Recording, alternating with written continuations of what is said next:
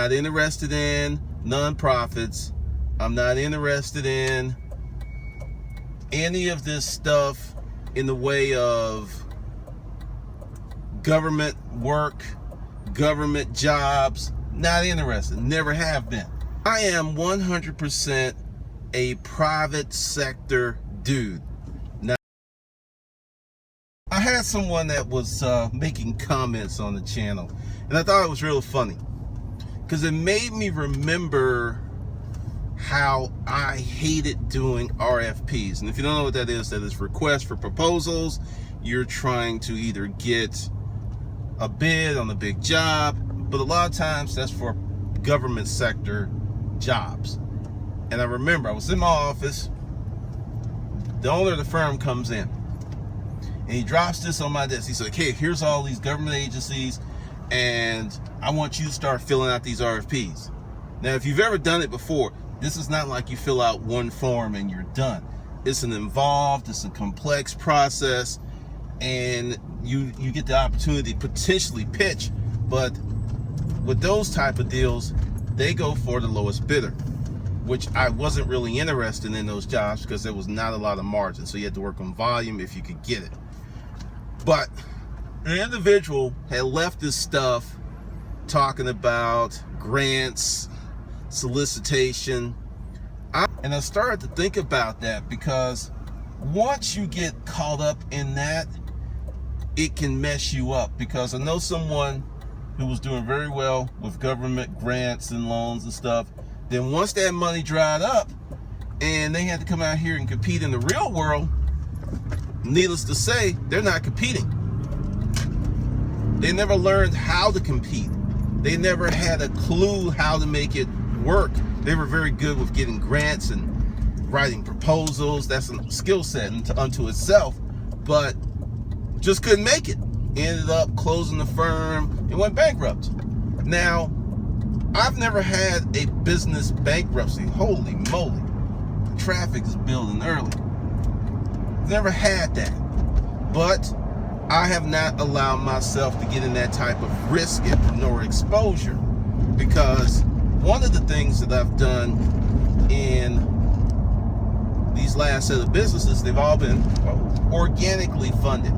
Spent my own money, spent my own time, spent my own dime. Now, some people will talk about that as real business. There's a whole sector of business devoted to it. But from me to you, leave that shit alone. Just leave it alone. Learn how to come out here and compete in the real world. Learn how to compete in the jungle. Learn how to compete where you have skill sets that are transferable anywhere you go in the world. You learn how to sell. I don't care what country you're in. I don't care what culture you're in. You can make it. You learn how to fill out a grant proposal. How many people need that skill set? So when you're developing your skill sets, when you're putting this stuff together, you've got to ask yourself, is this going to serve me well in the future? Because many people are into short-term gain. They're just looking to get a quick lick. They're looking to possibly make some money real quick. Because with the Hustlers Kung Fu show, where you can call in and ask me business questions, I get a lot of people who are looking for immediacy. And that's really not a long-term play. It's about putting out some effort. It's about providing value to the world. It's about building something. And this channel, this YouTube channel, I did not make any money from this channel for 6 months, and I was working hard. I was working like one of those guys chained on the boat, rowing the boat with the guy with the whip, just stroke every day, doing videos. If I wasn't doing videos, I was looking at video concepts. If I wasn't looking at video concepts, I was working on the first book. I was putting in work. Now, there are many people out there, and there's this new movement that you don't have to work that hard to be successful. The secret, the knowledge, all this other stuff. I will say I believe in personal development in the upper mindset, But I also believe that if you take the two, establish a strong belief system, really condition your mind for success, and you work very hard, you cannot help but be successful. And there are many people like the mindset stuff. I'm going to really do more about that, because what I've discovered in my life is positive mental attitude is the gateway. It's the opening door. It's just that. It's just that. The second part is establishing reinforced beliefs. And what that is, say you do, I'll give you an example. First time I did a $30,000 sale. I did the sale, and then it was easier to do the next $30,000 sale. Why? Because I had established the belief that I could sell $30,000 worth of product. For you to get to the next level, you have to sell 50, 60,000. Then you have to do it again to reinforce the belief. This is why there are many talented people out there who make $20,000 a year, $30,000 a year, $50,000 a year. We're never going to make $100,000 a year because they have not reinforced the belief that they are capable of making that money, even with the skill sets and the ability. They don't have the mental toolkit to make that happen. Take one of the calls I got, and I'm not picking on them, the scarcity mindset. Money is not scarce. Ideals are not scarce. People who will pay you are not scarce. They're not. This week I closed 2 deals on the phone. One is probably going to be, when it's all said and done, 20, maybe a $30,000 contract. The other one, maybe, this is a longer deal, it's a longer place for the year, maybe 100 G's. Now, I've done that before.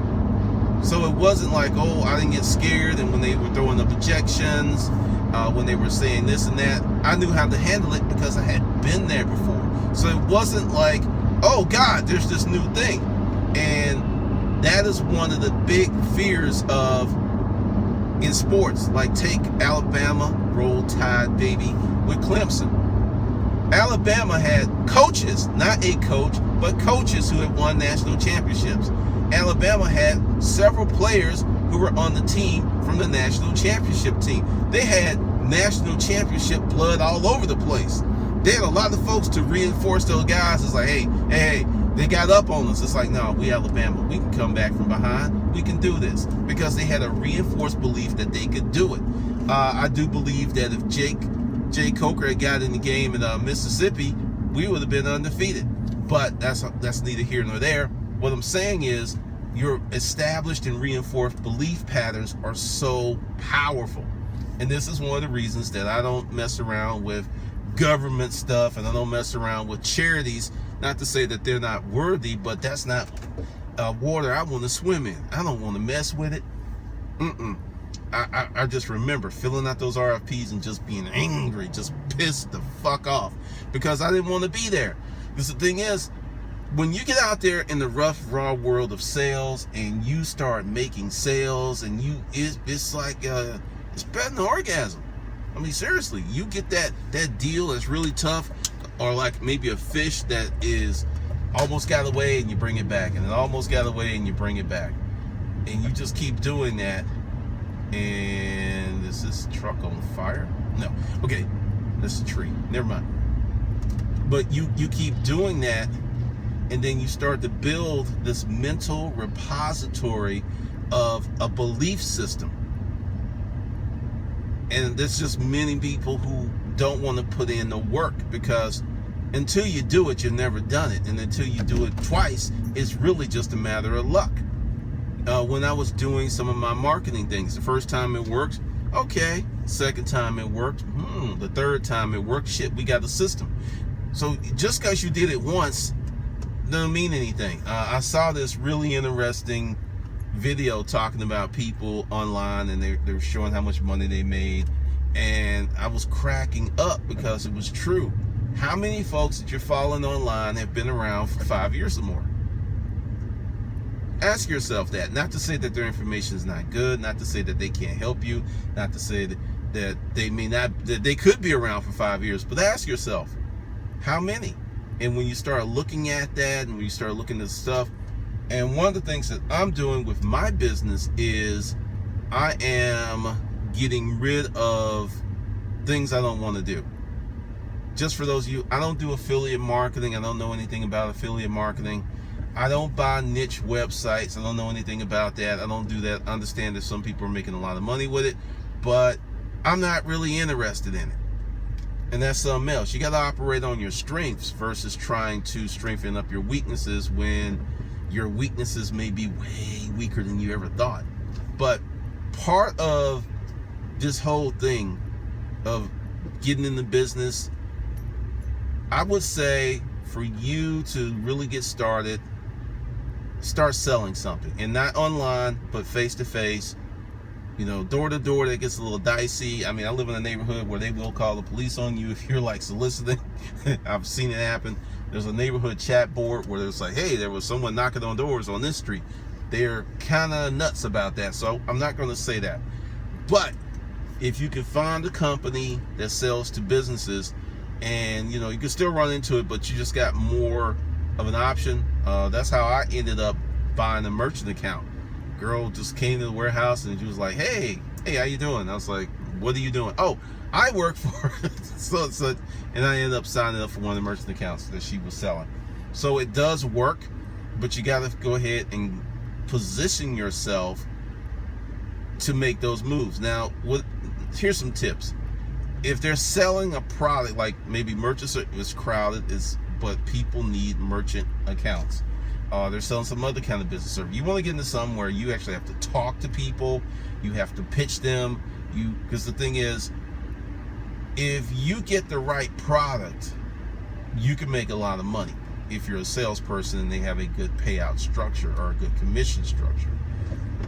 And typically for you to get these sweeter jobs, and you have not a degree, there's some places if you have a degree they'll hire you for a salesperson as a salesperson and train you.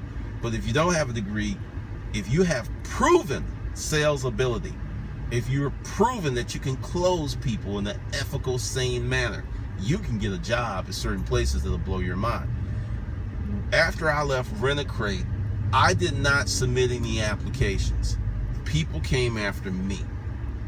I was wooed and taken to dinner and stuff. I felt like, I'm the best looking dude around here. All of them are buying me dinner. What? And that's going to come from having proven ability. Proven ability. So if you want to build some skill sets, be able to actually do something and repeat the process. Because when I get what I call people who want to demonstrate their knowledge base, but they are afraid to set up a YouTube channel, or they're afraid to set up a podcast, they know that they're going to be challenged. And I've been challenged. I get challenged every day. I get pushed back every day. And I find this to be really, really interesting, how many people kind of pull me back and try to pull me into things that I say I don't do. There was a discussion online about me and eBay. I don't sell on eBay. Don't bring it. Actually advise people not to do it. And then there was a conversation about me with Amazon FBA and how I was doing. No, I don't talk about that. And the reason they wanted to pull me back in those conversations was because that was their position of strength. They didn't want to have a conversation about taking the business from absolutely nothing, creating a marketing plan, creating a sales force, employing customer relationship management protocols, looking at accounting, how to sign up with vendors, how to get merchandisers to pay you. They didn't want to have those conversations because I would be the only one in the room talking, and it would just be cricket, silence, because they don't know. And one of the reasons that I say go out and start a business from scratch is you're going to learn these skills because you will have to. Can you make money with eBay? Yeah. Can you make money with Amazon? Yeah. Now the thing is, how long is that going to last? And don't give me unicorns because, this guy, his name is Jeremiah. He's been doing it for 20 years. Okay. Look behind the curtain. Jeremiah has an IQ of 200. Do you have an IQ of 200? Probably not. So you can't do it like Jeremiah. And that's something that just pisses me the fuck off. Everybody like to bring out a unicorn as if it's the norm. Like Serena Williams and Venus Williams, like they're normal. They're not normal. These girls are, one, genetically gifted. Yeah, I said it. And it's like anyone can do that. And I think their greatest strength is their mental toughness. Or you take someone like Cuban or Zuckerberg. Timing had a lot to do with those fortunes. Timing had everything to do with those fortunes, because when you come in first with something that's going to be an international wave, and you execute well, and you put the proper team together, it's kind of hard to lose. And that's one of the things that happens out here in the world of business, because when you are talking to people and you're putting together your business plan, all of your blind sides and deficiencies are going to just pop up, and they're going to be glaring. Let's go back to the comment of the real business. And I think this person is ghetto, because any business that makes money is a real business. It may not be a scalable business. It may not be a business that you can franchise. It may not be a business that you can build to a point to pay your bills, but it is a real business. During the comment, because it kept bothering me, because I saw a lot of things that don't make sense. Solicitation license, charity, grants, charity, government stuff. Like, whoa. I know some people who try to do both, but the people who were the most successful, like, go back to the firm I used to work for years ago. The reason all those RFPs was there, because nobody wanted to do them.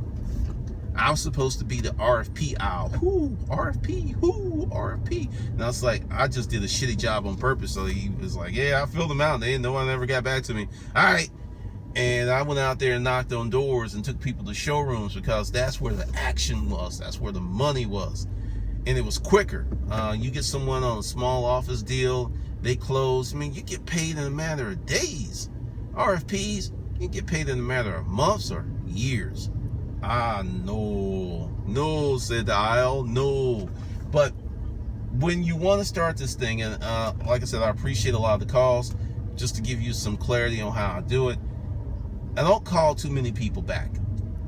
And the reason is, a lot of the calls are general. A lot of the calls I can pop in the video, go ahead and answer that question, and potentially provide more benefit to everyone. So that's how reason I do it that way. But just a nod, a little drop of knowledge in your mind about business, what you should do, where you should start, and a little bit of a rant. I actually just met a friend downtown, and got some great intel, because when you get out and you start doing stuff, you see things that you can't see when you refuse to expand your perspectives. Just a thought. All right, so if you like this content, and you should, go below the video,